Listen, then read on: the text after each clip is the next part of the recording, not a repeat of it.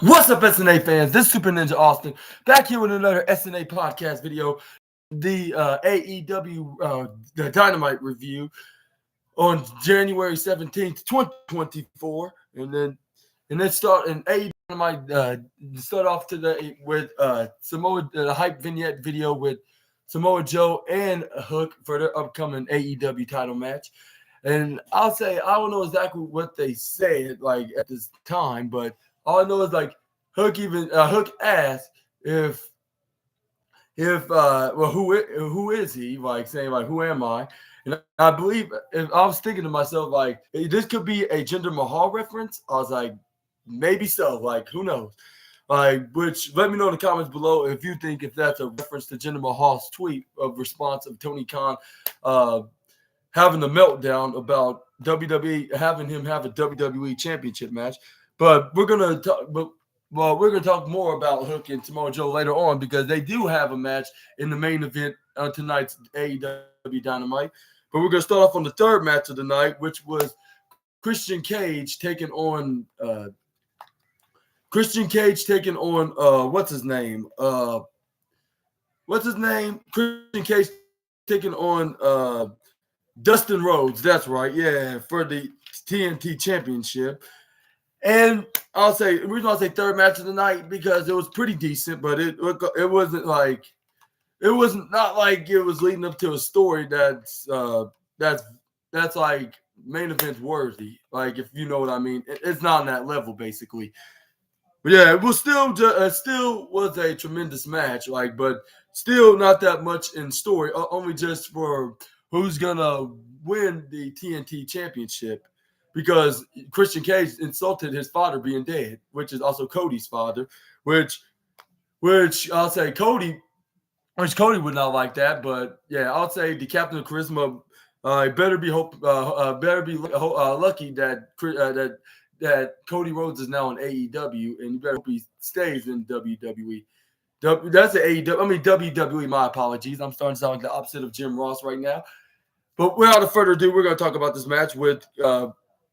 And then going grappling, like going back and forth. This is where Dustin Rhodes grabs on the Christian, put him in the bottom right corner. This is where he put him right onto the back first round of the turnbuckle. But this is where Christian Cage spins him around, put him on there until Christian Cage. It got countered by the older brother of Cody. This is where then Aubrey Edwards was like, "Hey, let go now!" Like 1, 2, and this is where he had no choice but to let go, or else it would have been DQ, and it wouldn't be no shot at the TNT Championship. But this is where he got back. This got away from him, went back in his corner in the upper left, I believe. And this is where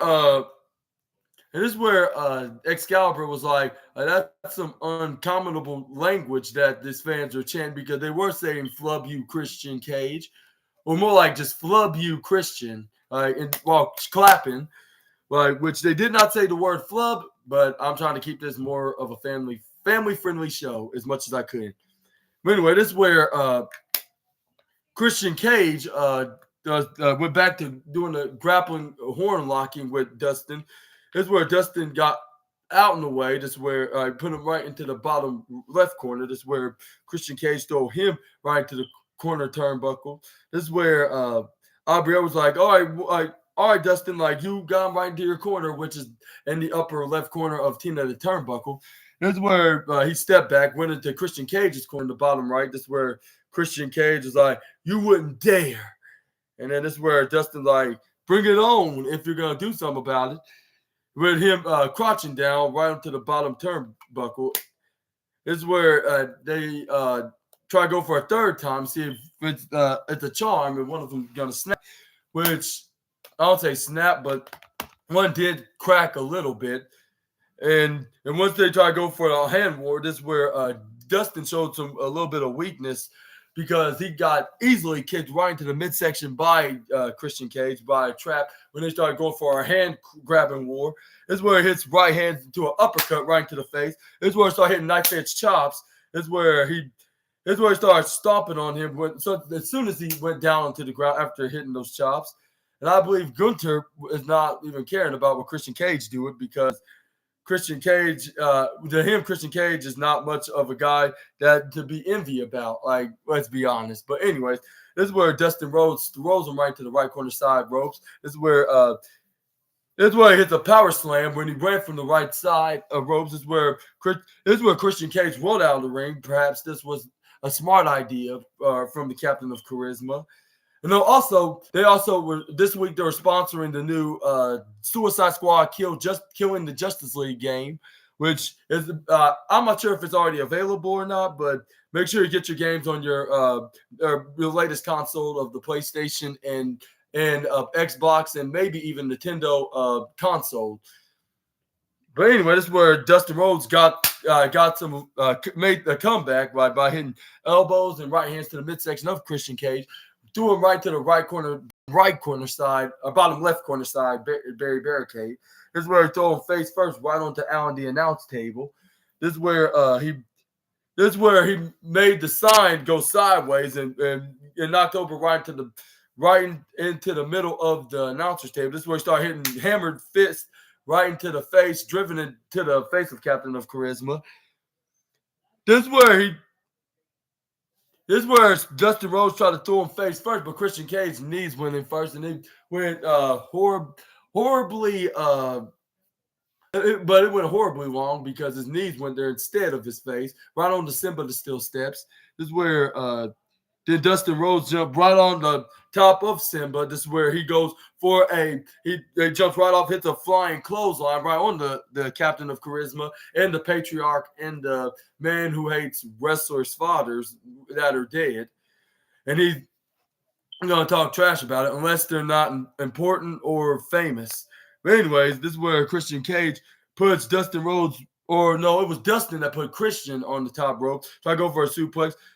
But this is where Christian Cage counter out of it, slam him face first right to the top turnbuckle on the right or bottom left corner side. This is where he fell right down to the floor. He crawled onto the ring side, and this right towards the bottom and the left. This is where Christian Cage went right on the top of those exact same top rope turnbuckles, and hit a diving crossbody on the outside right on the Dustin Rhodes.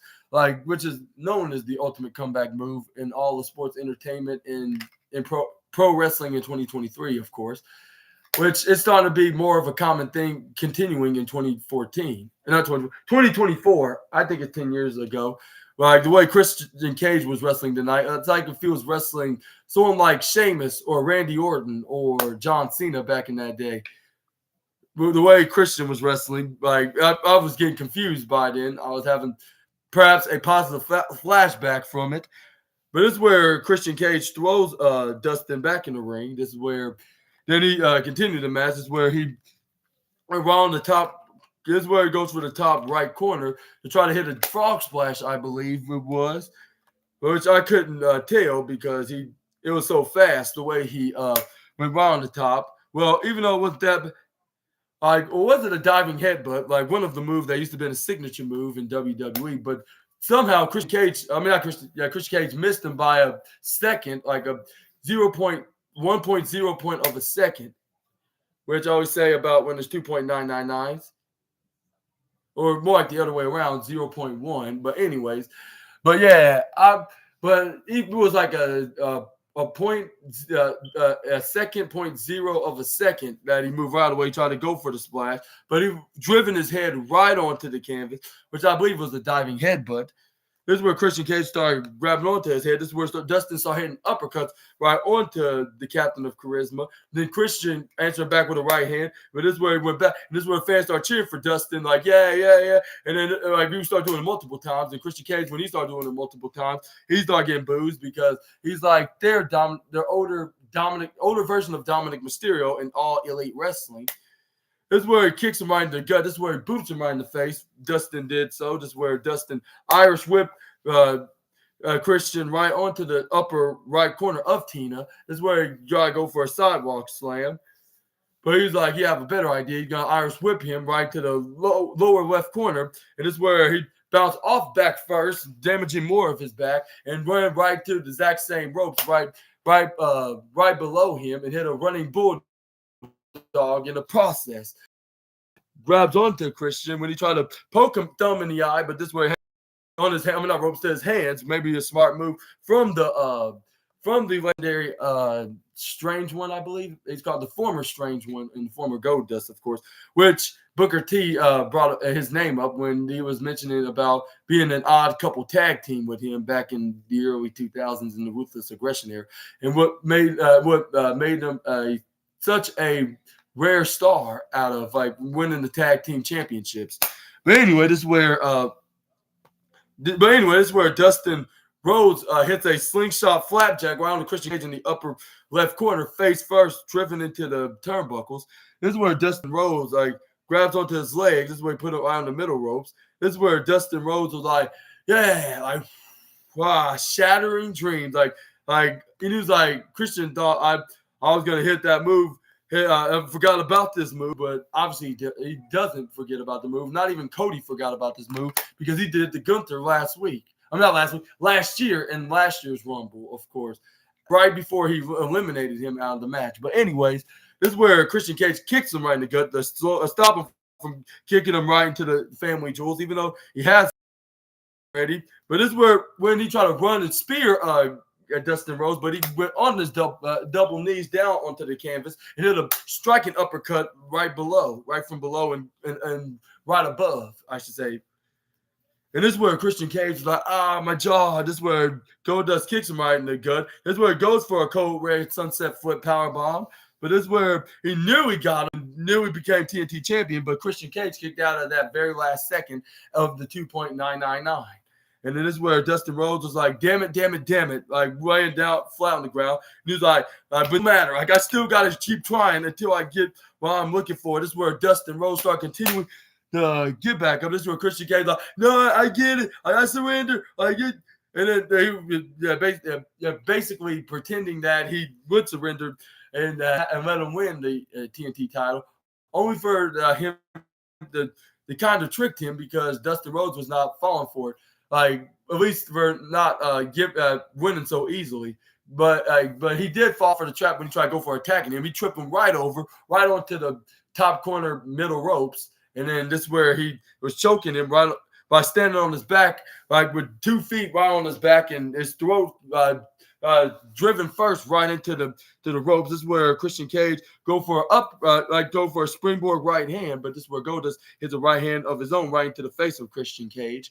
This is where Christian Cage is like, I'm feeling very woozy. And this is where Dustin Rhodes was trying to go for a suicide dive right onto Christian Cage, but he managed to get the guaranteed right hand right into the jaw of around the jaw of what's his name, Dustin Rhodes. This is where Christian Cage hit a reverse slingshot right or hot shot right on the Dustin, with his back bouncing right off the top rope in the top corner. This is where Christian Cage was slowly but surely get back in the ring by going on the top rope onto the upper left corner. This is where he tried to hit a guaranteed splash right onto Dustin Rhodes. This is where it goes for the pin. Aubrey Edwards counted 1, counted 2, but Dustin instantly kicked out 2.9. Wow, how the Natural still in this match, that was very painful and very impactfully dominating, if that makes sense. How did Dustin? Dustin's been doing this for over 30 plus years, so of course he's not gonna give up a match just so easily. But this is where Christian Cage tried to take the easy way out to retain his TNT championship, and that was getting himself disqualified with his own TNT title. But Aubrey was like, hey, even though you have championship event, that doesn't mean you should take this method of retaining your title. And this is where Christian Cage's like, who you telling who you telling the champion not to do what he should do with his own championship? And then this is where he had no choice but to give it back though, because or else they'll try to come up with an idea of if he ever done this again, then he's not gonna be able to be lucky the next time. But as soon as Aubrey Edwards put it away, this is where he tried to low blow Christian Cage. But luckily, this is where Dustin Rhodes got him into the small crater, small package. the roll up, which is known as the most devastating move in all sports entertainment. But that dastardly little boy, Nick Wayne, helped Christian Cage push Christian Cage right on top of Dustin Rhodes to get the nearly got the easy 3 count, but he kicks out at 2.7. But this is where Christian Cage was like, thank you, Nick, but not too much to not enough to get it, a successful title retain. Not a hand. Like when it's our counting with Dustin and wooing at him. I was like, you got the wrong. I believe you got the wrong older face painted wrestler. Like this is Dustin, not Sting. But anyways. This is where he tried to go for a running bulldog right in the upper left corner. This is where Christian Cage then tried to go for like a springboard crossbody, but he landed back first right onto the upper left turnbuckle. This is where Nick Wayne tried to distract Dustin Rhodes, but this is where he tried to distract Nick Wayne tried to distract Dustin Rhodes. This is where he scared him off because he jumped right off the right corner apron. This is where Dustin's like, whatever. Aubrey Edwards was too distracted. He hit Shattering Dreams right into the family jewels of Christian Cage. This is where he picks him up and put him right on the top rope. This is where he tried to finish him off by hitting his move right onto the upper left top corner. This is where he goes for the suplex. And this is where he picks him up and try to go for a crossroads. It looked like he was about to go for a spinning neck breaker, but he went for the crossroads, which unfortunately that move never gives him justice because the suit. But it nearly got him the justice of getting a successful pinfall attempt into this move. And that's what he did. So after he hit the crossroads, he tried to go for the pin. Aubrey Edwards counted 1, counted 2, but Christian Cage grabs on the 2 point, kicks out, put his left shoulder up at 2.999 to be exact. This is where Nick Wayne tried to test Dustin Rhodes and try to grab onto his left leg. This is where he's like, oh, you want a piece of me? All right, well, I'm here now. This is where Luchasaurus or Kill Switch tried to go for a choke slam, but this is where or it's not the Kill Switch. This is where Dustin Rhodes kicks him right in the jewels. This is where Nick Wayne tried to go for a springboard coffin drop. I was like, I was thinking I thought he didn't need Darby Allin no more because why is he hitting his move? And this is where, but luckily Dustin Rhodes counters out of it, an interception. Try to go for look like he's about to go for a crossroads, but he's like, I have a better idea to teach this little snot a lesson and hit him with the Canadian Destroyer right in the concrete floor like it was Bad Bunny. But and this is where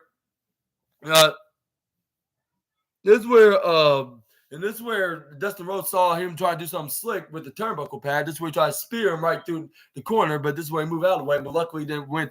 Shoulder first right into the post, ring post, into the inside of the ring. This is where Christian Cage tried to go for a spear, and this is where he waited until he gets back in the ring.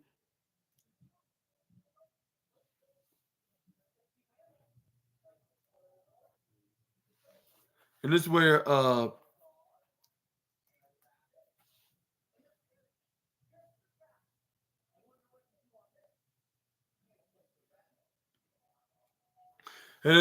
he tried to go for a spear, but I think this is where Dustin Rhodes counters out of it. Tried to go for a crossroad the second time. Unfortunately, it wasn't a guaranteed because he already did that move already. It's not like he found a leaf clover that make him double lucky, like for to have a two guaranteed finishing maneuver that's going to successfully execute 2 times in a row. And that's where Christian Cage counters out of it, hits the kill switch, gets the 1, 2, 3, and still your AEW TNT champion Christian Cage. And yeah, it may not be the best match of the night, but it belongs in the 3rd spot for having such a entertaining and memorable moment. But yeah, let me know in the comments down below, on what's your thoughts on this match, which I think some of you saying Dustin shouldn't get to be the champion because he's kind of old. It doesn't matter. It's just if he can have a title run or not. It depends on that, and if he can be do that in a full-time base rather than a part-time base. Because championships in wrestling should be for full-timers rather than part-time, whether for young or old.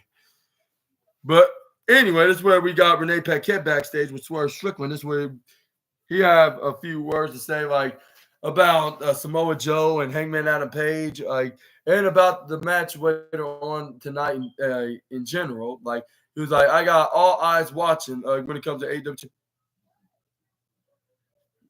And this is where Renee Paquette said, you're trying to get a shot at the AEW championship, but Hangman Adam Page is also trying to get a shot there at that championship and trying to covet it already. And then this is where Swerve Strickland was like, it's funny you mentioned that. But before I continue, I better help my nephew with a favor he wants me to give him. But stay tuned. But anyways.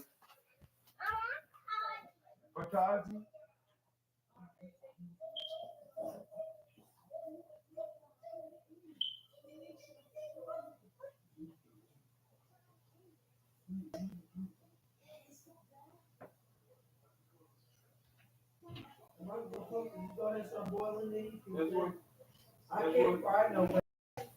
This one? If you know, have fire in here. I would have to stop putting in there like regular. I don't know if you want that. Hurry!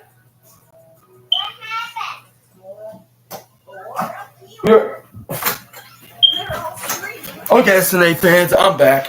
This is where, but anyway, this chicken was like, funny thing you mentioned about Hangman. Like I said, like, when I got eyes everywhere. Like, Heyman is the unpeccable one. Happened to be one of the unpeccable ones. Like, I've seen him beat the likes of Kenny Omega, Bryan Danielson, even John Moxley in his reign as AEW champion. And I watched him win. Like, and that was in a Texas Death Match, of course. That's what he was like. And he was like, I saw him went through Roderick Strong, JD Drake, like if there were just nothing but enhancement talents. Well, he didn't say enhancement talent, but he was making it sound like that. He's like, he even beat Clark Casino, like one of the biggest stars in professional wrestling. Like, and he's like, everybody lined up and challenged him to face him, and then whether Heyman and Adam Page have a chance. But he still couldn't beat me. Like, after he beat all them names I just mentioned. Like, and I got a 2-0 record against him. And he was like, and I'll have no problem doing it again. And I don't have nobody to prove it to that I can beat him anytime, any place, anywhere. Because whose house it is? And then the fans chanted, like, in the arena, even though he was backstage, but they could see him through the Titantron in the backstage interview on the screen, where he said, whose house? And the fans chanted, Swerve's house. And that's where he walked out there and get ready for his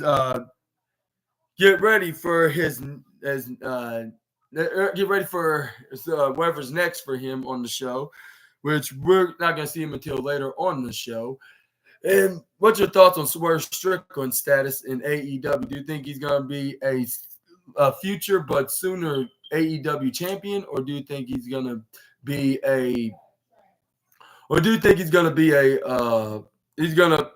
in non-title classics like clinical contests with the other wrestlers in All Elite Wrestling, like with the likes of John Moxley, Bryan Danielson, even Eddie Kingston, or who else that could be in AEW for the AEW World Championship, other than Hangman Adam Page, of course, but even Jay White, like, considering he's a babyface, but then again, he's in a likely feud with the Undisputed Kingdom with the Guns, and he already fought tonight in a tag team match. But this is where we got a recap. They showed a recap of Jericho and Sammy Guevara taking on Big Bill and Ricky Starks for the AEW Tag Team Championship. This is where Renee Paquette asked him questions about like it didn't work out the way y'all planned it to, and y'all didn't walk out of there as All Elite Wrestling World Tag Team Championship, unfortunately for you. Like, but where's Sammy Guevara? Like, well, Sammy Guevara, like, he was like, well, obviously Sammy Guevara's not here, but I'm gonna speak for his behalf along with my own behalf. That we knew he had it won, but I'm not gonna make excuses or keep going on and on about our losses.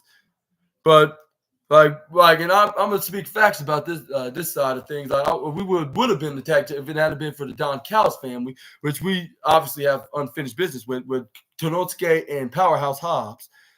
He's like, yo, you caused us to lose, you guys. Like Risky Starks and Big Bill.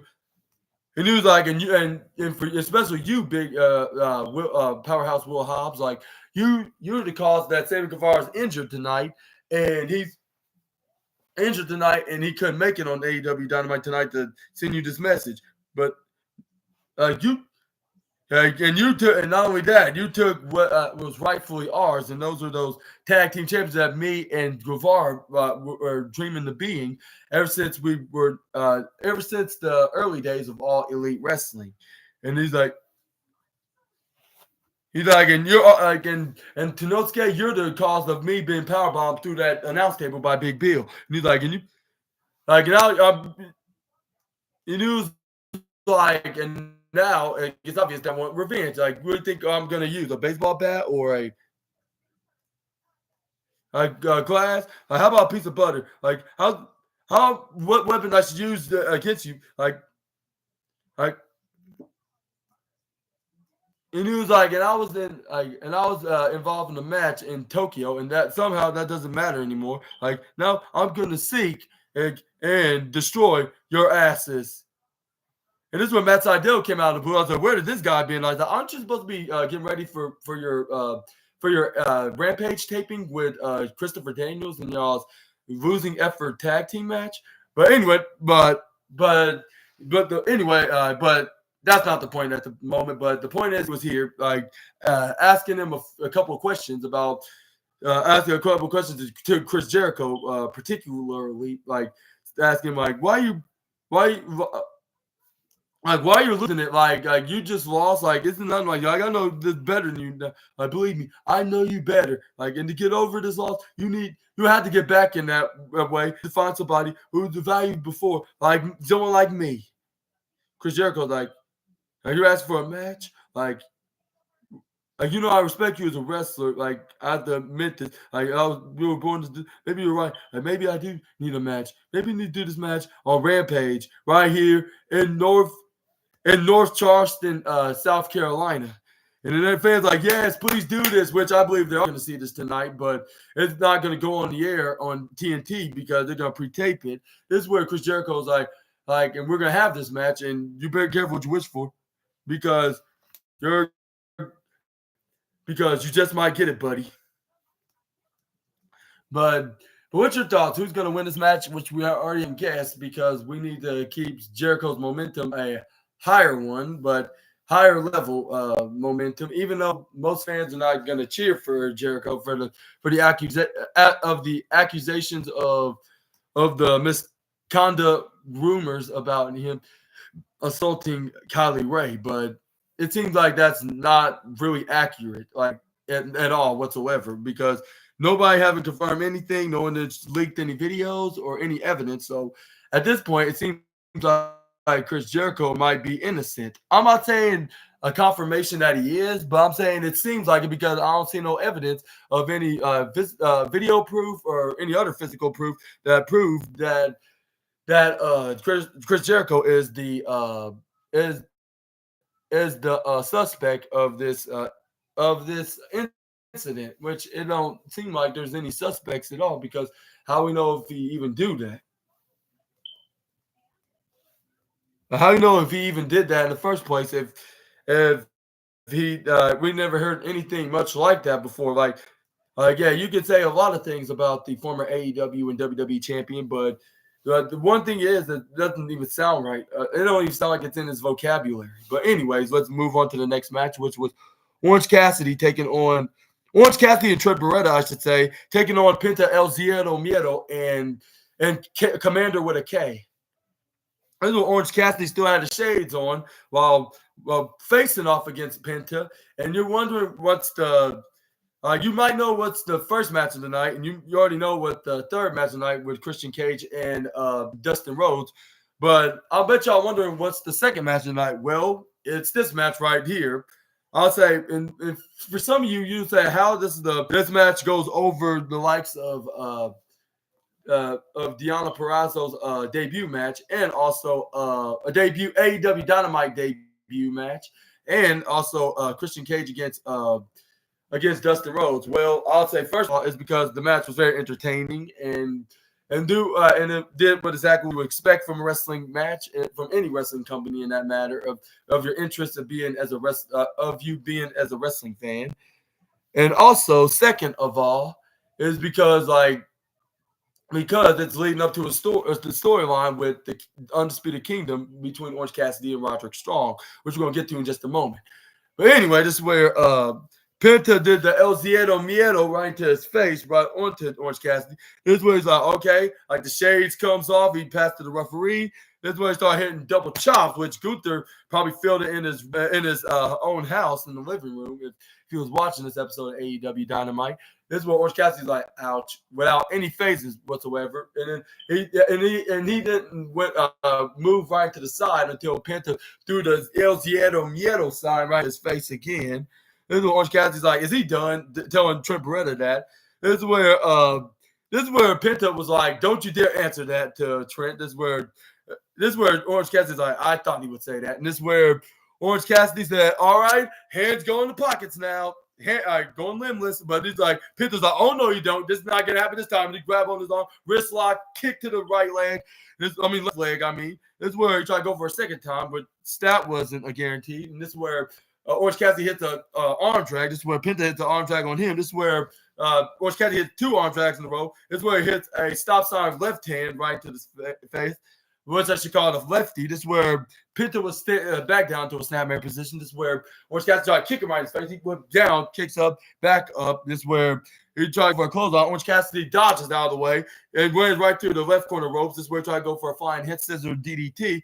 But this is where Penta was like, this is where Penta pushed him right off. This is where he tried to go for a hand. Oh, I was like, unfortunately, he's not going to put his hands in his pockets because it's perhaps annoying Penta for every time he sees Orange Cassidy, and especially if he face off against him. This is where he's like, oh, I'll show you something, a reason why you should be limbless. This is where Penta went right to the right corner. But he didn't see Trent Beretta tag himself in the match when Orange Cassidy ran right through the left corner ropes. And this is where Trent Beretta intercepts with a shoulder tackle. This is where Trent Beretta started spin around and show some momentum onto himself into his tactics with him and his best friend Orange. This is where Penta went right on the side, tagged in Commander with a K, and this is where Commander hit a clothesline right on the Penta when he did a springboard going to the right corner side where he was standing at on the apron. This is where he hit a suicide dive right on the Orange Cassidy. This is where he springboard right on the right corner side. Try to go for a right-handed clothesline, but this is where Trent Beretta hits that half Snapmare Dragon suplex right onto the Snapdragon suplex. My apologies.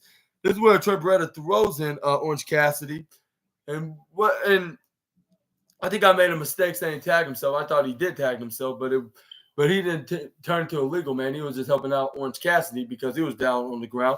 But he throws Orange Cassidy after he hits that Snapdragon suplex onto Penta. This is where Orange Cassidy goes for a pin, but he kicks out at 2.2, I believe. And this is where he continuing to bring the fight to the former AEW and AAA tag team champion. This is where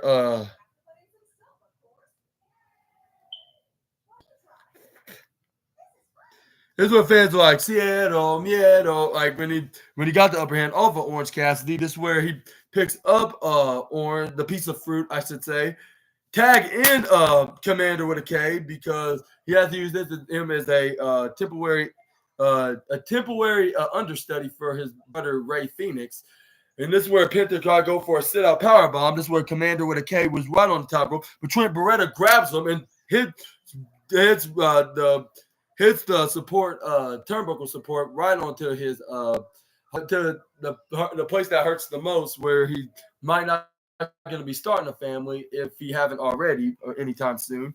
This is where Orange Cassidy didn't hit a flying head scissor DDT on the Penta when he's rolling to the left side. Tags in Trent Beretta. This is where Trent Beretta went right onto the lower right corner. This is where he's like, All right, Commander, like, show me what you got. This is where he hits a forearm right to the face, repeatedly hitting forearms right into the face of Commander. This is where he tried repeatedly doing so. He was doing it repeatedly while Commander was hanging on lifeless right onto the right corner ropes.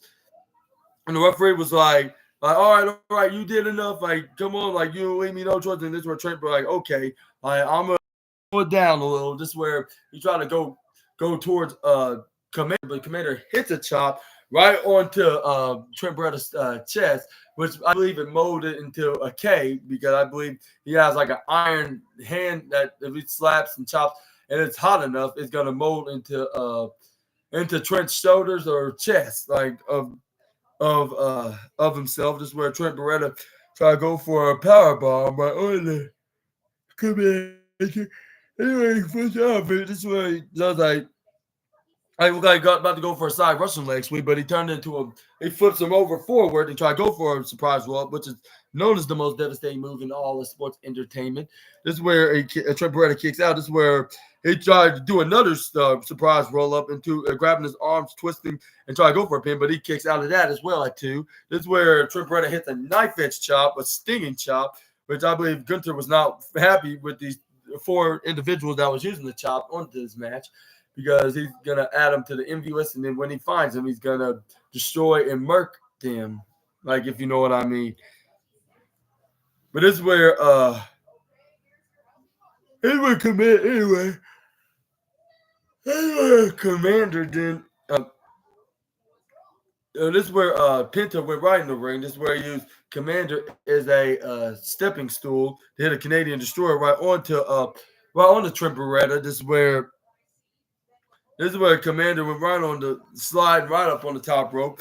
This is where he stand onto the rope. This is where he hits a pin drop splash right onto the Trent Beretta. But this is where Orange Cassidy went for the save, or else it would have been 3. Like, in order to earn himself a future AEW Tag Team Championship. Excuse me. This is where Penta El Ziedo Miedo tried to close like Orange Cassidy out of the ring. This is where Commander with a K tried to go for a swinging kick right into the head of Orange Cassidy, but Orange Cassidy ducks out of the way. But he gets spin kick into a roundhouse kick, which right into the left side of the ringside area. This is where Commander went right on the top rope. This is where he tried to go for this Phoenix moonsault, or more like the Phoenix splash, I should say. But this is where Trent Beretta moved out of the way, luckily for him. This is where he hits a big knee to the jaw, looking like Bryan Danielson. And this is where Trent Beretta got back up. This is where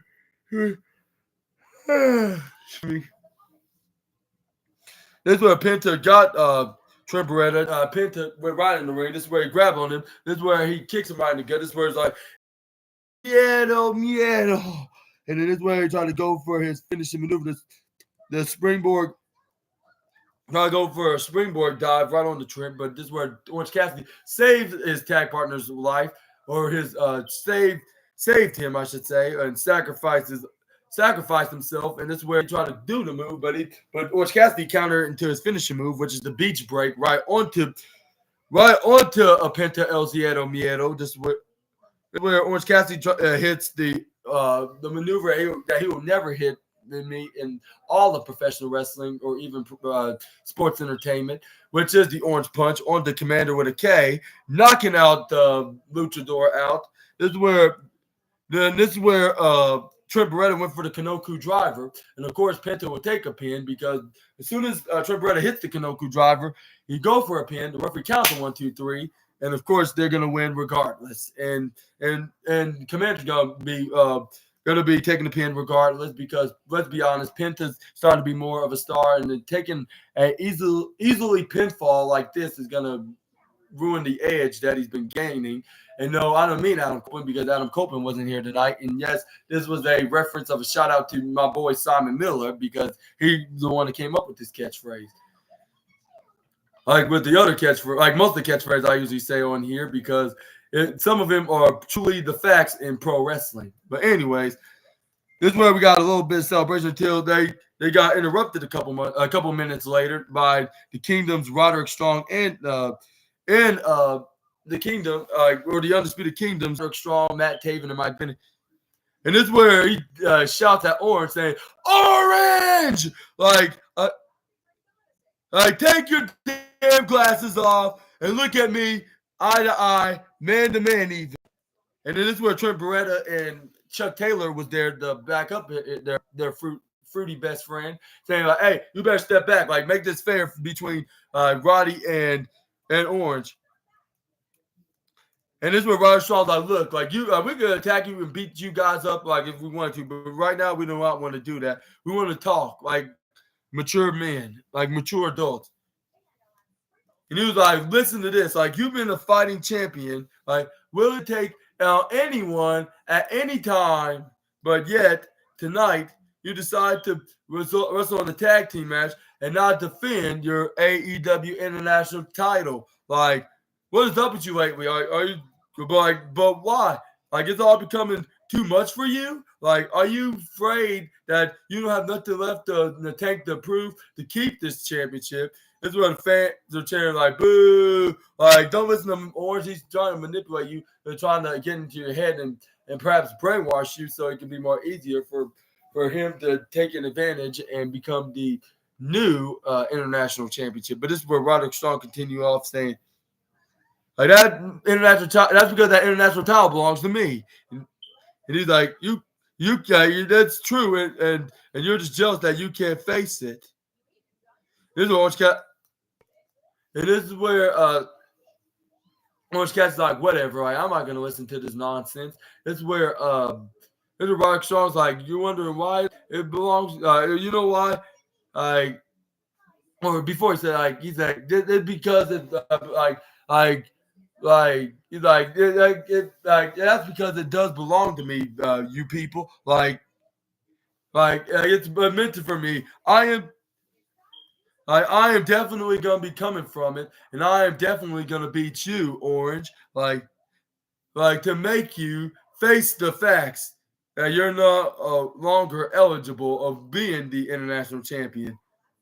That's where fans start showing some very insulting hospitality to Roderick Strong, because he's like the second, or third, if not the first, number one fan hating performer in all Elite Wrestling. That's where fans start choosing such languages, just by saying "shut the f up." And this is where Roderick Strong got annoyed. And he's like, "Y'all need to shut up, and I'm trying to tell you something, Orange." Like, and the fans wouldn't stop. They're like, "Shut the flub up!" And let me tell you, they weren't saying flub, obviously. And this is where Orange, okay, my good people, I'll shut them up for you. And this is where fans like, yeah, like. He's like, all right, if it's the title match that you want, let's do it right here, right now, because I still have a lot in the tank, and it's not going to run out anytime soon. So why are we wasting our breaths? And then the fans are like, yes, please do this. Like, we want to see a match. We want to see a match between Roddy and Orange. And Roderick Strong started making typical heel excuses, like saying, no, you know what? Like, not now. It's like, boo, you're full of sugar honey iced tea like usual. Like, you're just being a coward. And he was like you're just gonna have to wait less than 2 months from now, which is March 3rd, at AEW Revolution, live on pay-per-view at Revolution. And this is what fans are like, boo, like that's a load of crap. And this is what Roderick Strong's like, y'all need to shut up. I mean, in the next 6 weeks, like I can live with that fan, like to accept that, to wake up like every single day knowing.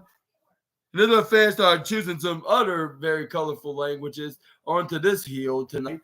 Like not only them saying "shut the flub up," but calling him an a-hole, which I believe he is an a-hole.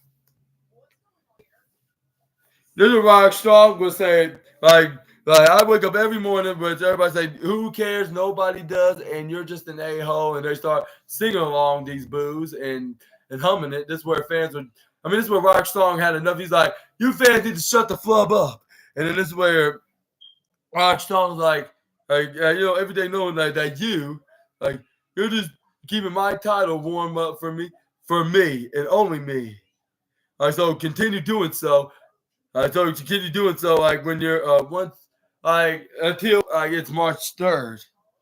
Right, and this is where Orange Cassidy was looking like he has no worries in the world. He's like, no problem. I'm gonna keep it more than just warm for you, which I'm gonna keep it warm, all right. But not from you, of course. Excuse me. But we're gonna move on to the next slide, and I'll say, let me know in the comments below what your thoughts on that match with Commander with a K and Penta El Ziedo Miedo and Orange Cassidy and Trent Beretta. And even after that segment, which I noticed like there's not that much segments in vignettes like of other wrestlers that are not there tonight, which that's how I think AEW should be like every single week. And yeah, it may not be a full 5-star this week, but but I'm gonna spoil it just a little bit by saying it's close to there. But anyway, this is where Renee Paquette said like you said different year for you, like and change of attitude, and it was like the case is like and you care to share, like explain what was the thoughts of your change, like in your AEW. And this is where if I didn't look closer, I would have gotten Hangman Adam Page confused by Billy Ray Cyrus, the way he has his beard looking like and his mullet-like hair, like long down to nearly his neck. But this is where he's like, but anyway, this is where he had response to saying Renee Paquette, like saying, yes, ma'am, like to be honest, like for the past 5 years, that the only person that I don't really see the only person that could care about the AEW World Championship other than me, and than I have. I treated it like with a reverence, and he's like, yeah, who needed it? I put that thought. I thought back like myself was I wanted to win the championship, but in 2024, now I want to win it now again. When I win it, I hope that I'll make it mine. I'll put my name on it. And he's like, I'm gonna keep it like that way because I'm gonna hold it on just like I can, how much I can.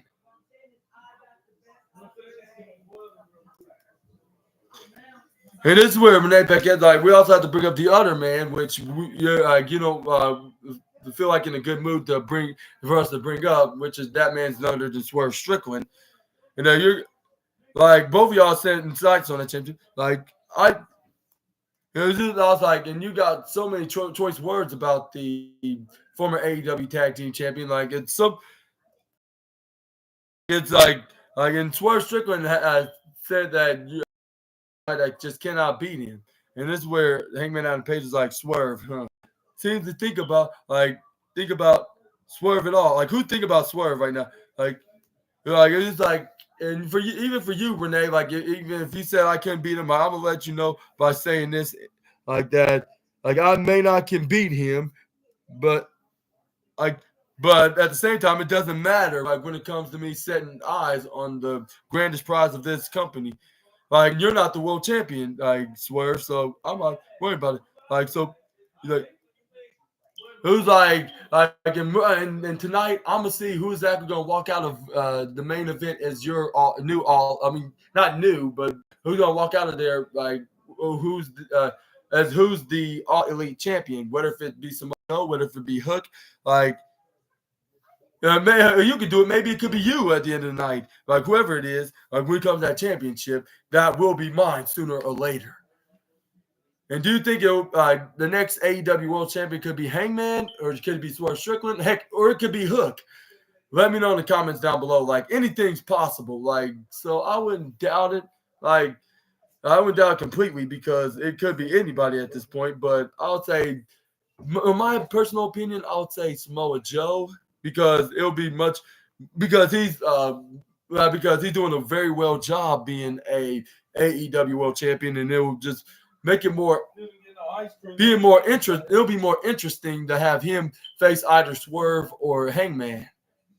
But anyway, this is where we got Mark Briscoe on the microphone, bringing on his family, including his brother's daughters, aka his two nieces, from the of the late Jay Briscoe, which they showed a vignette video, a video vignette of the memories of Jay Briscoe from the past 20 years of him being in Ring of Honor. I showed that on my SNA podcast earlier on the wrestling news, of course.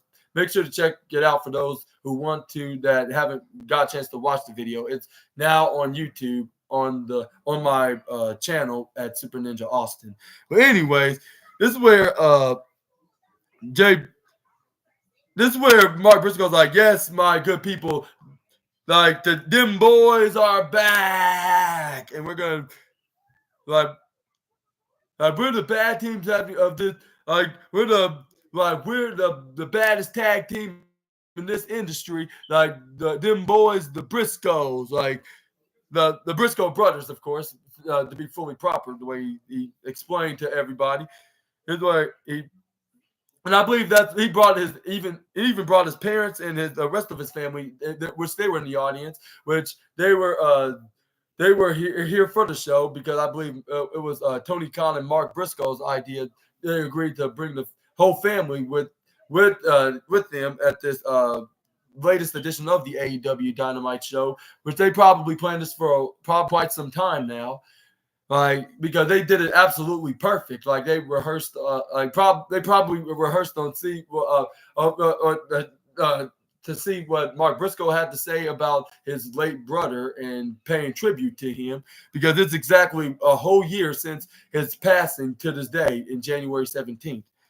But anyways, fans all around the arena will start chanting "Damn boy," and this is where Mark Briscoe's like, but tragically, from 12 months from today, like my partner, my brother, like he sadly passed on, man. Like in that car accident, like and but we're like as a wrestler alive, like and it like the saying like generations go like, but man, like and my niece was in the truck with him, like and also like and this like my oldest niece was injured severely, like but she did survive fortunately for her. Like he said in the sad but like in the slow sad way, the way he explained the situation, like saying like he's saying like my nieces severely got injured, including my oldest daughter. Like it was so bad, but however, like it, it's like they're still okay and they're still walking to this day. Like since then, and he was like, but however, God is on the throne and He's always good. Like especially for those who believes in Him. Like he's them, like he's like. And he's like, but and also like them boys, like we don't stop because we can't stop, we'll never stop. And he's like, and this is where he brought on, and this is where he brought like his nieces and I believe his son, Mark Briscoe's son, which is his son and his brother's two daughters, his two nieces, of course. And this is where he's like, and he said, yeah, God bless you all for coming and to send your prayers and your support to our family, my good people. And this is where fans are and this is where they start saying thank you, Mark and Jay, and especially their last names, like thank you, Briscoes, like name Briscoe, like Briscoe. With Briscoe doing his pose like them boys, yeah. Until they got to the next match after a commercial break. And yeah, again, I'll say it before and I'll say it again. I want to send my deepest condolences to the family of the Mark Briscoes and the friends that knew them very well at this tragically sad time. And then we're gonna move on to the next. That's where we got a sit-down interview with Renee Paquette with her special guest at that time, the Young Bucks, Nick and Matt Jackson, or should I say Nicholas Jackson and Matthew Jackson, which they want to be proper now, considering they're the executive vice presidents of All Elite Wrestling. But I'll say even for that, like you don't have to take it that seriously unless you want to be proper now, which I think that's the case. But this is where they're like, it is where he even corrected Renee Paquette. I was like Matt, like if you wanted her to call you Matthew and Nicholas, you should have said it in advance. Like, but anyway, this is where they are saying like, yeah, I've heard you. You heard rumors online and social media that about us not getting along with coworkers and can't make a lot of friends. Like we favoring like some of our the favorite guys that's in this locker room. Like none of that's true. You shouldn't like none of y'all shouldn't believe that those fake stories about us. Like and he said and he and he was like, and he was naming down the list of what they've been actually was been doing. He's like, and if you could believe that in hindsight, like that a healthy, sustainable, finally, like this company that we call AEW, something that you like, so like, and you like, we've been trying to dig deep into the dig deep to make this company the success that it is today, like for the past 5 years. Something that you hardly knew about because you weren't here at this time. Like obviously she wasn't because she was the color commentator on Monday Night Raw at that time in 2019, like along with Michael Cole and Corey Graves, of course. Yeah, this was, but she didn't join AEW in 2022, of course, which is almost 2 years ago. But anyways, this is where not Max. I was about to call Matthew, which Max Jackson, but it's Matthew Jackson, which is Matt Jackson at first. But now he wants to be known as his proper name, which is Matthew Jackson. But anyways, sorry to repeatedly say that, but anyways, he was. Then he continued saying.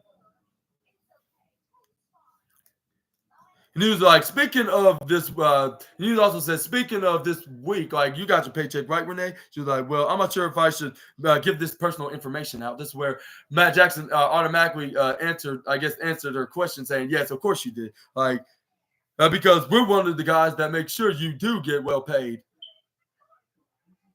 And then this is where Renee Paquette's like, okay, let's talk about your, like, when y'all made y'all's shocking return, like unexpectedly, like on last week's Dynamite when Sting and Darby Allin just won their tag team match against the Don Callis family, and y'all, it seemed like y'all are trying to have a tag team match with Sting and Darby Allin, but mostly like it's about a Sting thing. And are you trying to be the last opponents for Sting's retirement match in March 3rd? And then this is where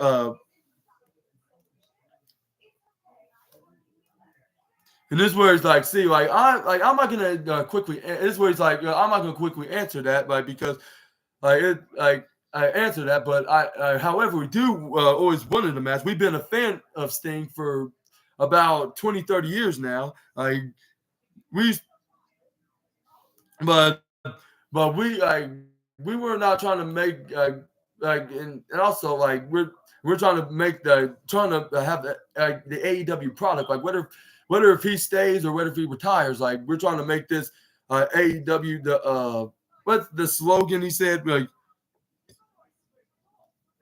what's the word he used that Matt Jackson when he said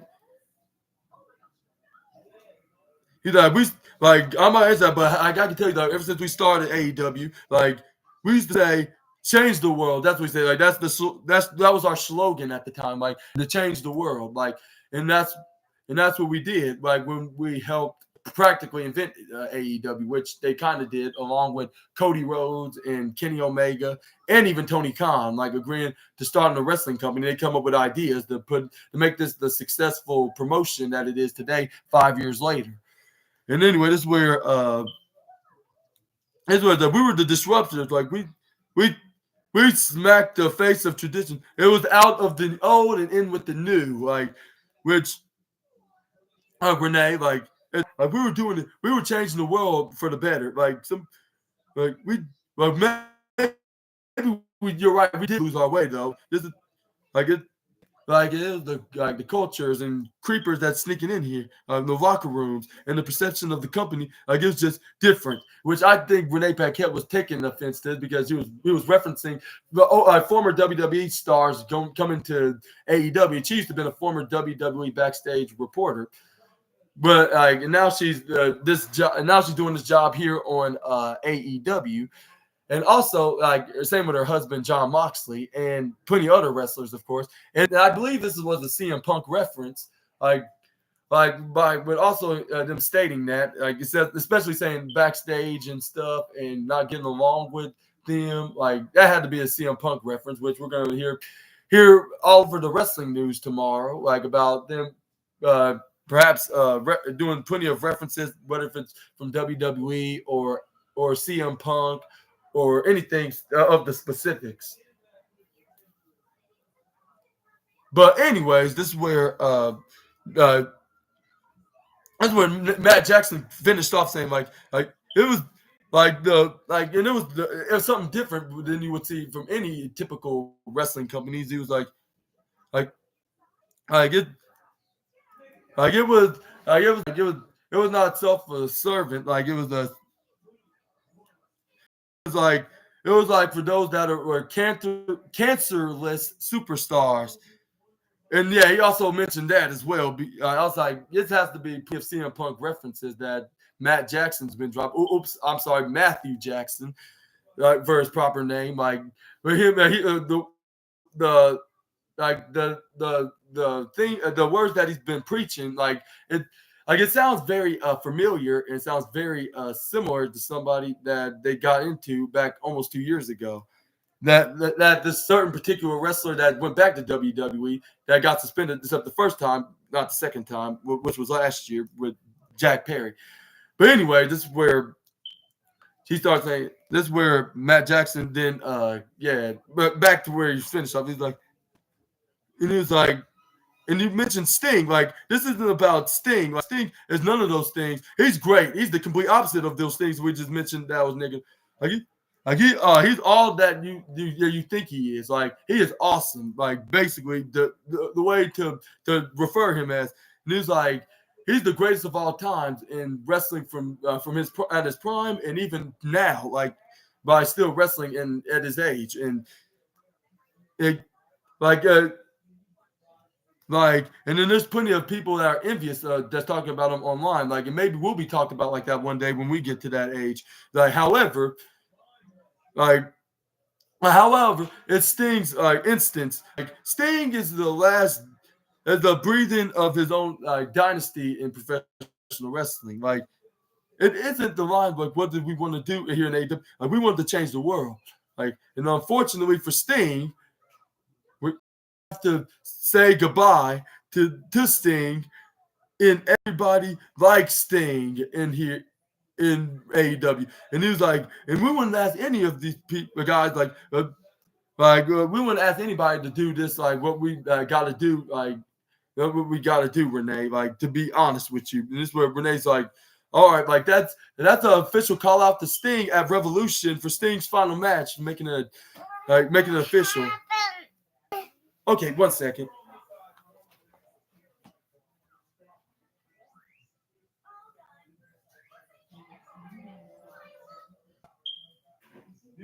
I think they have. Which one? Can you basically answer this 5 minutes? Like, how would you answer? And I would say, how would you? But back to the sit-down interview with the Young Bucks. But this is where Nick Jackson pulled him up on his phone. He was like, "We're some EVPs. We're gonna plan on we have everything under control, Renee. So I believe our interview is up. I guess we say goodbye to you for now, Miss Renee. Okay, glad to have you here. Well, before she can even say that, like they just hurry up and got out of the interview booth. This is where we got to the next match, which was the Guns, or I should say the Bullet Club Gold, which is the Guns and Jay White. like in their 6-man tag team match against the Mogul Embassy, I should say, Mogul Embassy of Brian Cage, the reigning defending champs of Brian Cage, and Toa Liona and Bishop Khan, which was there the reigning defending Ring of Honor Trios Championship. Which I'll say, I think I might have made a mistake, but then again, I'll say this could be the 5th match of the night, or maybe the 4th match of the night. Where I'll say, I would say no. I'll say maybe it could be the 4th match of the night. 5th could be the Deonna Purrazzo and Anna Jay, which we're gonna get to that in just a minute. But let's start off the match with starting off with Toa Liona and Jay White with Toa Liona just went right to Jay White when Jay White was coming his way, and he just clobbered poor Jay right into the ground, like boom. He was right like down to the ground, like if he just got whacked by a bus, like just got run over by a bus that just came out of nowhere, and just ran him over right into the side. This is where Toa Liona started stomping on him. This is where he picked him up. This is where he picks him up into a follow-away slam position, right, and landed him right on top into the lower right corner. This is where he started kneeing poor Jay White's back and spine right to his right knee, right on the top. This is where he tags in Bishop Khan. This is where he did a springboard senton right onto the right corner side apron. This is where he tried to go for a pin, but Jay White kicked out of one even, right immediately, of course. This is where he started hitting like an elbow strike and a back fist right onto Jay White. This is where he picks him up, go for a suplex.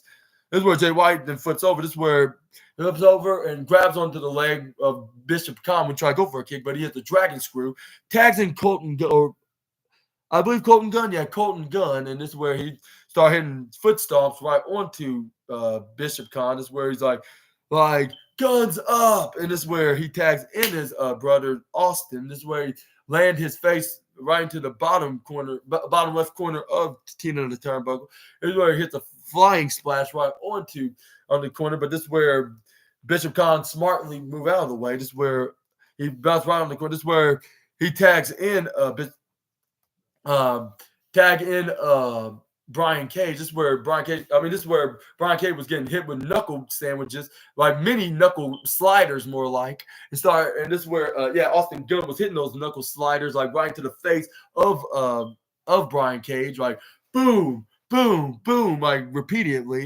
And this is where he started doing that dance, and spinning around like and mocking Prince Nana, which Prince Nana had no. He was like, "Stop doing that! Stop making it a mockery! It's so embarrassing!" And then this is where he Irish whipped Brian Cage right to the bottom left and tried to go for the bottom right, but Brian Cage counters, pulled him right to him and do a back super kick right in the midsection of Austin Gunn. This is where then Brian Cage did a running European uppercut, then a step up Insigiri. This is where he hit the German suplex right onto the Austin Gunn. This is where Brian Cage was like yeah, like that's how we roll in the embassy. And then this is where Prince Nana started mocking Austin Gunn back. I was like, I guess fair enough. And he started doing this swerve dance and then the cowboy, like right in the ringside when he was hanging on to the right corner ropes, the bottom right, the right corner, the bottom ropes in the right corner, I should say. So no confusions. When I say bottom right corner ropes, like where it could be specifically, which was the bottom ropes into the right corner of the ring. But this is where they tagged in. This is where then he tagged in Liona, which he got his brother to Bishop Khan, which they slingshot Austin Gunn right onto the upper right corner, and then they flipped him right back over into Bishop Khan's knees. And this is where Toa Liona hit a elbow drop right onto the midsection of Austin Gunn. This is where Bishop Khan go for a pinfall maneuver, but this is where Austin Gunn kicks out at 2.9, which he was showing that he's still in the match and nothing's not going to stop him, but they still was hitting triple teams on the poor Austin. And this is where when Bishop Khan got back in the ring, this is where he elbowed He hit the elbow strike right onto the Jay White, and this is where he tried to do it to the back elbow right onto Colton Gunn afterwards. But Colton Gunn smartly stand back in the way so he wouldn't hit him right in the face and knock him down too off of their corner on the apron. This is where he tried to Irish whip Austin Gunn right onto his corner in the lower right, but this is where Austin Gunn was playing possum. And as soon as he Irish whipped him right to the corner, this is where he hits a double winged clothesline on both Brian and Tola. This is where Bishop Khan tried to go for a shoulder splash right onto Austin Gunn, but this is where Austin Gunn leapfrog dodges him right like 10 feet in the air, just where he rolls right into his corner and tags in his brother Colton Gunn. This is where Colton Gunn hitting clotheslines to Brian Cage first, not Brian Cage, it was Bishop Khan first, then Brian Cage second. This is where he hit the third to Bishop Khan, and then Tola Lana try to go for a clothesline, but he ducks right out of the way, hits a Dolph Ziggler inspired drop kick, which I'm not sure if it's inspired by Dolph Ziggler, but it's just a phrase that I just come up with. But anyway, this is where he knocked over. But the point is, he drop kicked him so good out of the ring, like he landed right into the left corner ringside area, like nearly hitting head first into the floor. This is where Colton Gunn tried to go for a splash right onto Brian Cage. This is where he runs right into the bottom rope, hits a running, swinging neck breaker. This is where he hits a double underarm full Nelson slam right on the Bishop Khan when he tried to go for a clothesline. This is where he tried to go for a pin, but he knew he had him, but only got him at 2.5, which is 2.5. But anyway, this is where they bleeped it out where he said "suck it," like, or something like that, or he probably said more than just suck it when he did the cross chop when he kicked him right in the gut. This is where he tried to hit his father's fishing maneuver, the famous serve right onto him, like Billy Gunn usually would do. But this is where Bishop Khan ducks out of the way. This is where he gets clobbered by Tua Liona, like with a shoulder tackle right onto him, but he landed right onto the upper right, or more like in the right corner, where he went right towards him like a runaway freight train. And then this is where the brothers of the Gates of Agony picks up Colton Gunn, I should say, put him in a double back suplex position, try to do a double triple power bomb, or not double triple power bomb, where Brian Cage try to pick up Colton Gunn, instead of like putting him right on the shoulders of Brian Cage, they tossed him right onto his shoulder, and he caught him in power bomb, like if it's a pop-up power bomb, like a triple pop-up power bomb, I should say, yeah. And then this is where Bishop Khan hits him with the Celtic cross-like maneuver right onto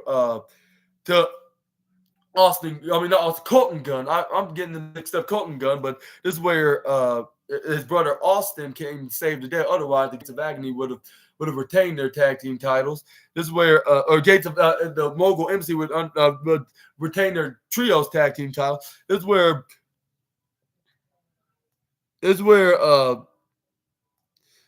they toss Colton Gunn right into the lower right corner barricade. This is where Bishop Khan tried to Irish whip. What's his name? Bishop Khan tried to Irish whip his brother Tua Liona right into the exact same corner with Colton over there. But luckily he moved out of the way. Otherwise, he would have been a human pancake right through that barricade with Barry, like with him getting smashed with Barry and perhaps share the same tombstone, with him getting splatted right through the barricade.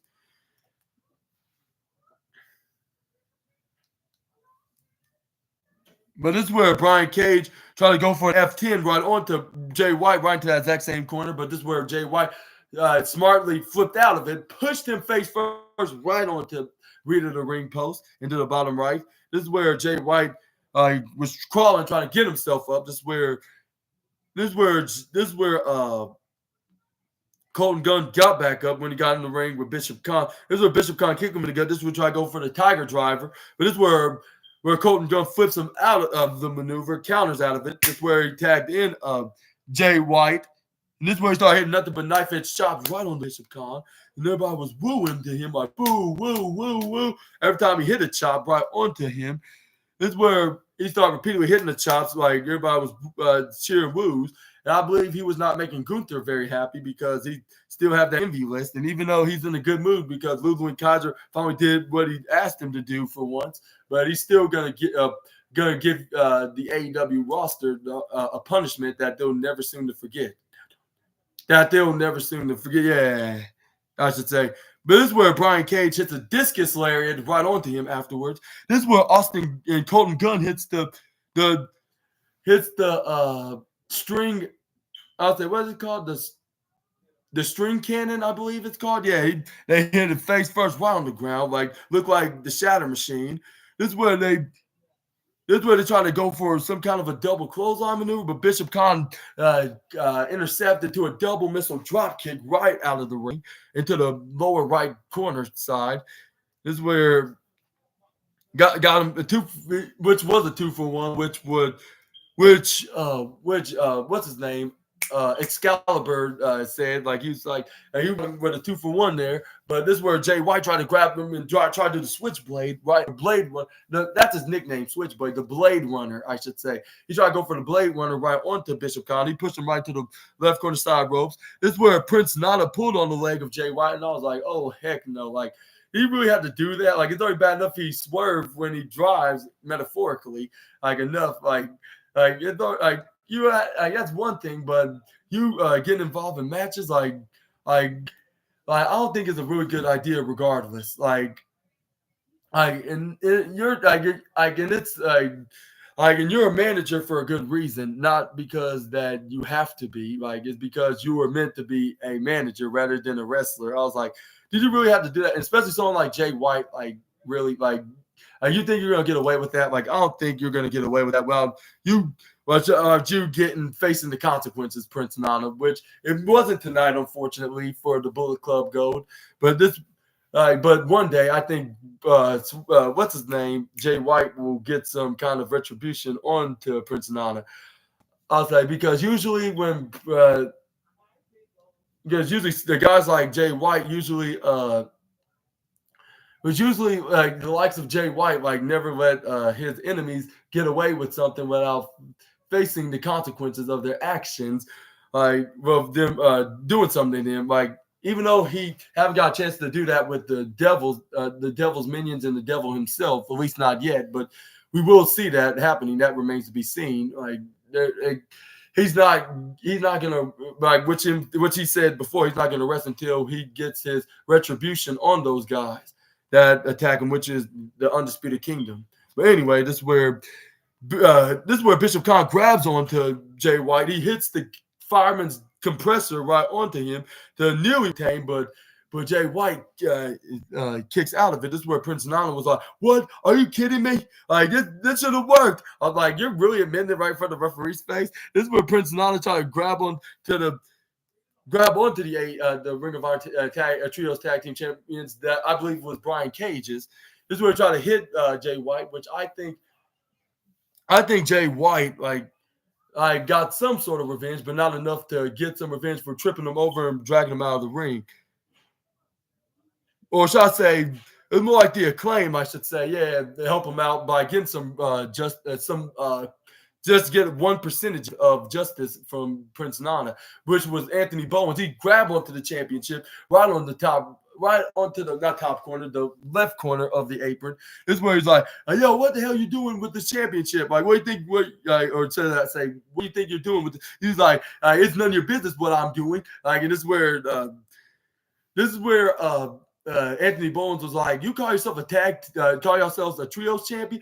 Yeah, much better trios champion than you that you are with the AEW trios title." And then this is where Jay White took advantage.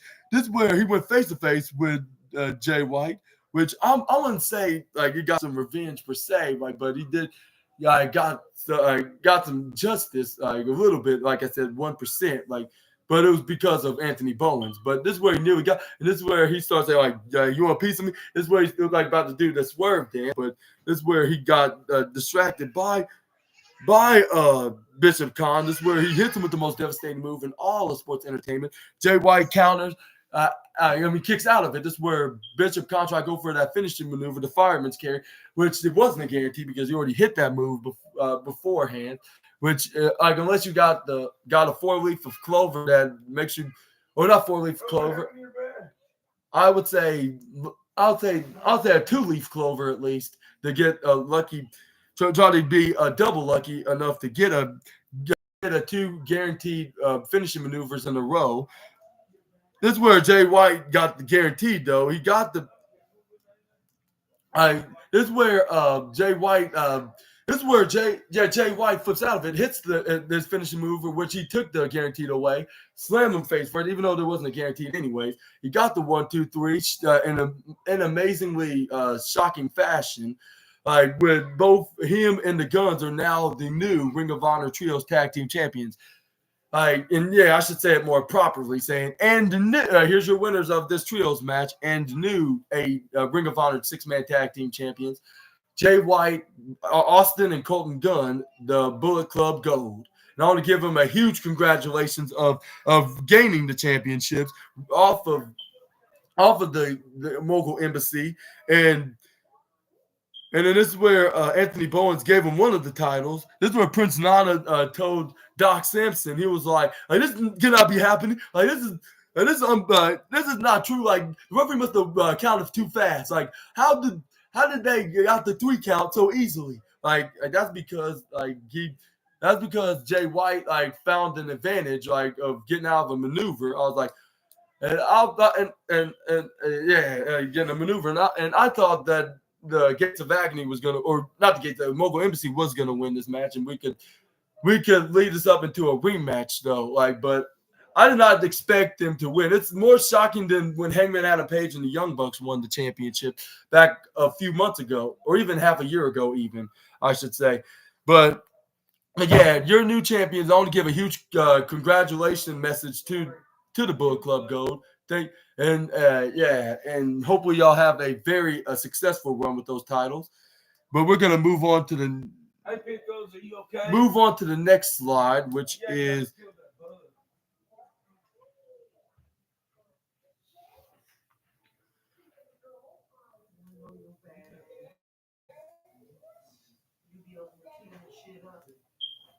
this is where the Acclaim came out. This was Truths, and this is where the Club Gold, Jay White and Austin Colton Gunn was like, should we join them? And this is where the Guns were like, I'm still not sure about this, even though they have a common enemy like us, and we want to beat the ever-loving hell out of both Adam Cole, Wardlow, and Roderick Strong and Matt and Mike, which is Matt taking the Mike Bennett, of course.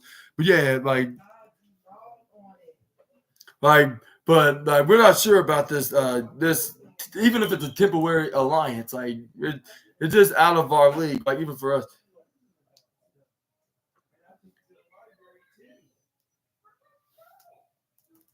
But anyways, let's move on to the next match, which was Deonna Purrazzo's debut match in AEW Dynamite, last Saturday when she made her AEW Collision debut on this past Saturday. And I was like, and I was thinking, why are they pushing Anna Jay like this? And I said, and I was thinking, Mr. Anthony Khan, like what Tony Storm would call him, or should I say, Timeless Tony Storm would call him, Anthony Khan. I specifically said, gradually push her, but not in this way by her and put her in the number 1 contender spot, against Deonna Purrazzo. I say have her in matches and put her in the test, for her winning all these matches, even if it's from former AEW Women's Champions, just name it, from Saraya or even Thunder Rosa, put her in matches like that, through time to time.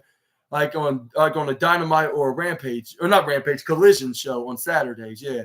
And then gradually start pushing her in a way that's going to be in her advantage, and not just not put her in a test, the to see her like how she performed. Even though it was, I'll say it was pretty very decent, but still she still needs to be built from the bottom so she can get to the top.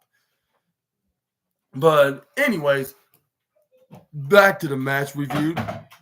And this is where we start off with the matches where Deonna Purrazzo tried to go for a grapple right with what's her name, Anna Jay.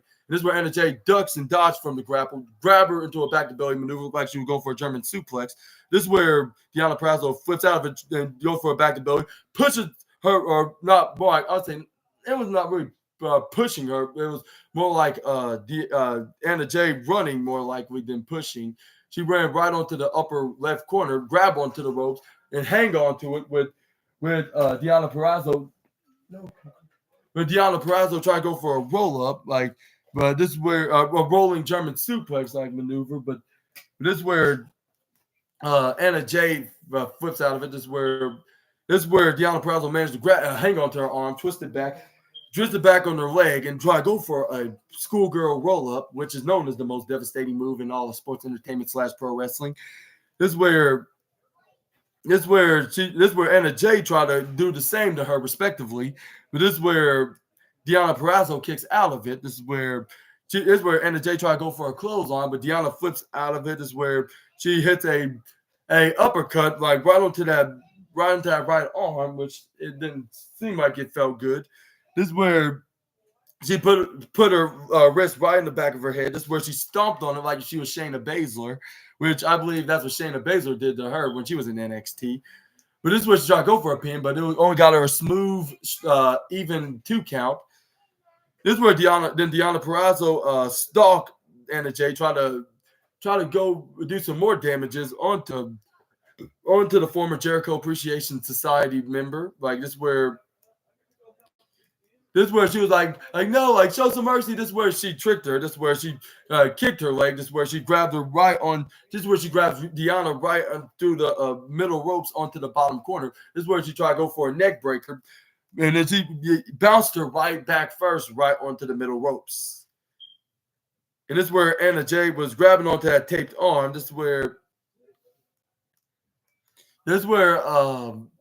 Toni Storm was in some kind of denial land because she was like, who is this girl, Deonna, that you speak of? Which the commentators had to remind her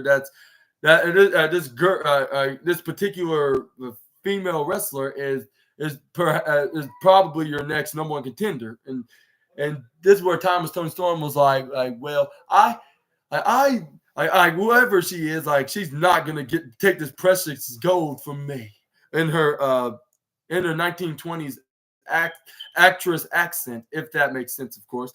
But this is where Jay got the offense on her, like into the middle of the match. I put her in the sleeper hold, or more like a double full Nelson lock. This is where and I don't know how Deonna Purrazzo got it. She flips out, she gets up, she rolls Anna Jay off of her to get out of the Nelson lock hold onto Anna Jay. This is where she tried to go for a pinfall onto Anna, but she kicks out instantly at 2.3, I believe. This is where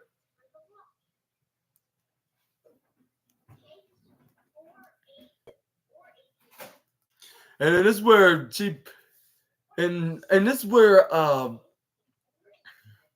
and I believe this is where Toni Storm put some fancy chocolate into it. Showed on the camera. She put some kind of fancy chocolate right onto Kevin Kelly's mouth. This is where he started eating it. He's like, this is really good. And this is where Toni Storm was like, yeah, you look better when you have it in your mouth, which I don't know what reason why she said that for. Like, that sounds way too goofy as hell.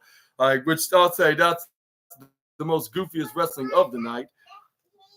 This is where Anna Jay hit her with a pump kick right into Deonna's face, back to the match. And this is where she tried to go for a pin, but she nearly got a 3, but she only got a 2.8 count. This is where Deonna Purrazzo flips out of the Queen Slayer that she was trying to put on Deonna Purrazzo, but Deonna Purrazzo grabbed on her leg.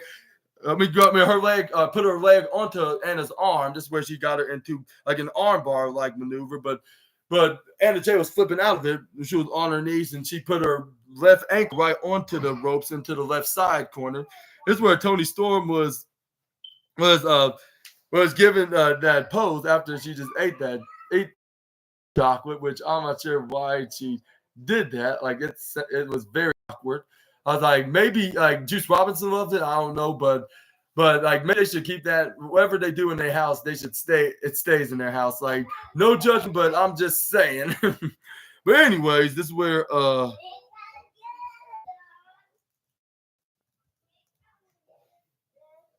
But anyway, this is where Deonna Purrazzo finished off. Deonna Purrazzo finally finished off Anna Jay by hitting her with her finishing maneuver, which is called the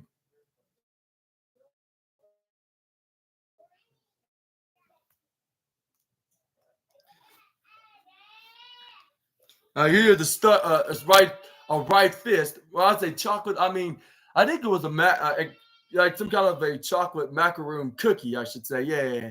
That's what I should say. Let me remind, which Taz said, I think you got something stuck in your teeth, which I believe it was talking to Toni Storm. But anyway, this is where Anna Jay hits the right hand, like after she hit the right hand. And this is where, Deonna Purrazzo did that lock like she did to Red Velvet this past Monday. She grabbed both of her arms and put it right into this this maneuver, like which is like a abdominal stretch and a crossface, but she was pulling on his both of her